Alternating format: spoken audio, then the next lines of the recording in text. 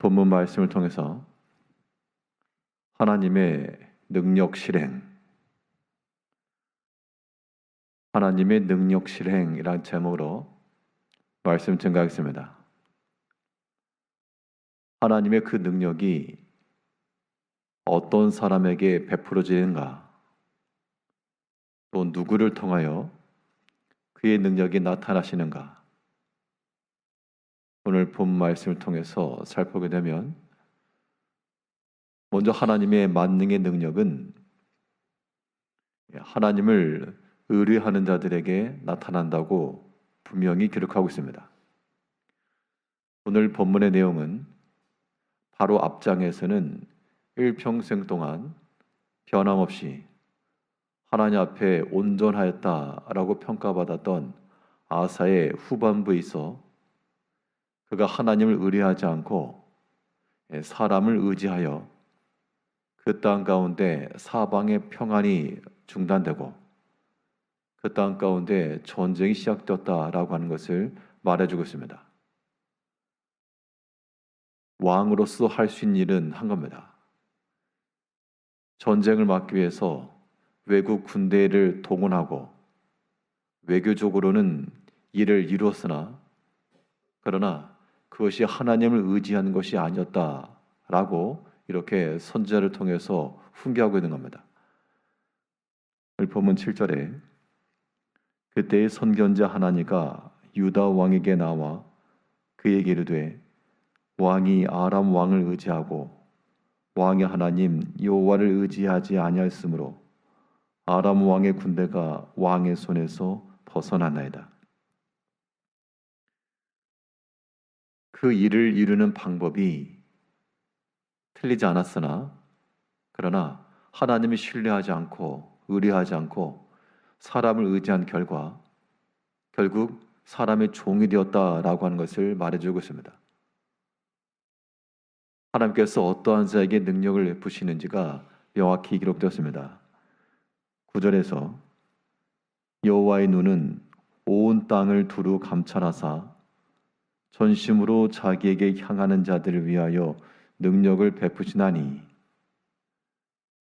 하나님의 눈이 온 땅을 감찰하시고 그래서 전심으로 자기에게 향하는 자들을 위하신다. 그들에게 능력을 베푸신다 그랬습니다. 이 하나님의 약속은 예나 지금이나 변함이 없고 사람도 차별이 없어서 누구라도 어느 때라도 여호와를 전심으로 찾고 하나님을 의뢰하고 나아가는 자들에게는 하나님께서 그들에게 피할 길과 구원을 주실 것이요 그렇지 않고 하나님 의지하지 않는 자들 그들에게 하나님의 능력이 나타나지 않을 거라고 말하고 있습니다. 분명 아사 왕이 하나 앞에서 바로 행하였고 모든 산당들, 우상들 다 철폐하고 하다못해 자기의 어머니가 우상을 섬긴다는 이유로 태우의 자리에서 피할 정도로 그러한 강단 있고 지조 있는 신앙이 있었으나 그러나 이제 말려온 즈음에 와서 하나님을 의뢰하지 않고 왕의 외교력과 그러한 인간적 방법으로서 일을 이루려 하다 이것이 하나 앞에서 평안이 다 소멸되었다고 말하고 있습니다.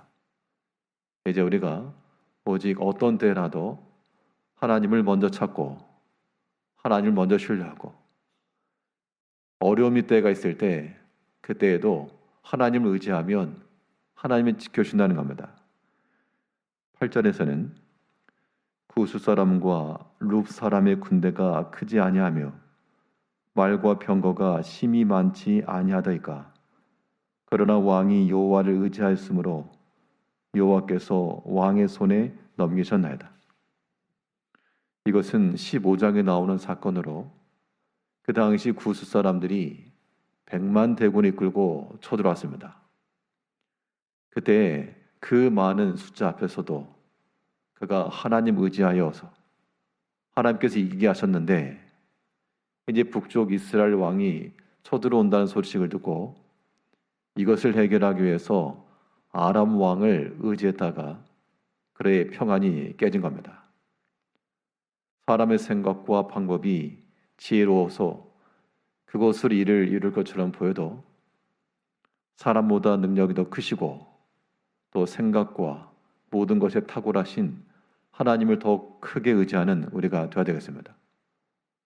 하나님을 의지하는 자, 전심으로 그를 찾는 자들, 하나님께서 그들에게 그의 능력을 베풀어 주겠다 약속하셨으므로 힘이 필요한 자들마다, 구원의 손길이 필요한 자들마다 전심으로 하나님을 찾는 그런 성도님들이 되셔야 되겠습니다.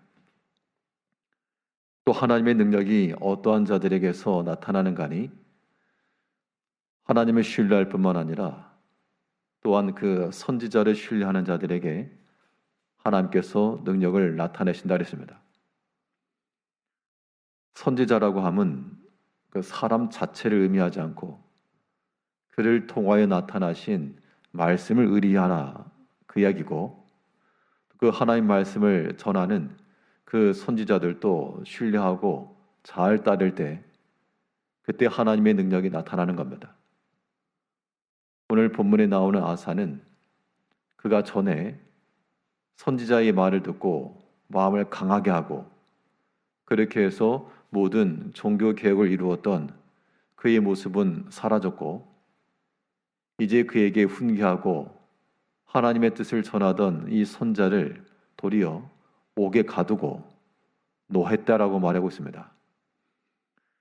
10절에서 아사가 노하여 선견자를 옥에 가두었으니 이는 그의 말에 크게 노하였음이며 그때 아사가 또 백성 중에서 몇 사람을 학대하였더라. 선지자를 신뢰하고 그의 말씀에 온전히 귀를 기울이고, 이게 이제 하나님 의지하는 방법이요, 그들에게 하나님의 능력이 나타날 건데 듣기 싫다고, 자기 마음에 원하지 않는다고 지금 이 선견자를 옥에 가둬 버렸습니다. 그리고 분노했고 백성 중 몇을 학대했다 그랬는데, 아마도 이 선견자 하나님과 같이 하나님을 의지하지 않고 아람 왕 의지하는 거 옳지 않다, 이렇게 말하는 사람들을 학대했을 가능성이 큽니다. 하나님 앞에 온전히 끼어 있을 때는 그 말씀을 따라 행하고 하나님께서 말할 수 없는 방법과 생각지도 못한 능력으로 역사하시는데, 그런데 이제 안정되고 평안하고 무탈하고 크게 어려움이 없고 하나님을 의지하지 않아도 사람의 손을 써서 이를 이루니 더 이상 하나님을 따르지도 않고 그 선자를 신뢰하지도 않고 도리어 옥에 가뒀다는 겁니다. 이것은 그 사람을 경시 여겼다는 것이 아니고 하나님을 경히 여긴 증거입니다. 그리고 오늘날 구약 시대와 같은 그런 선지자, 선견자의 개념은 아니라 하나님의 말씀이 우리 가운데 나타날 때 그 말씀이 나를 향하신 생명의 주의 말씀인 줄 알고 듣고 깨달아 순종하셔야 되겠고, 또 듣고 깨달아 회개함에도 이르러야 됩니다. 듣기 싫다고 귀를 가리우고 사람을 대적하고 미워하는 마음을 가지면 그것은 평안이 깨지는 겁니다. 이 하나님의 능력 베푸시는 원리는 복음을 막론하고 언제나 동일하심으로 이제 이 시대를 살아가는 우리에게 교훈이 되어서 하나님을 신뢰하고 나가는 자들에게 능력 베풀어진다.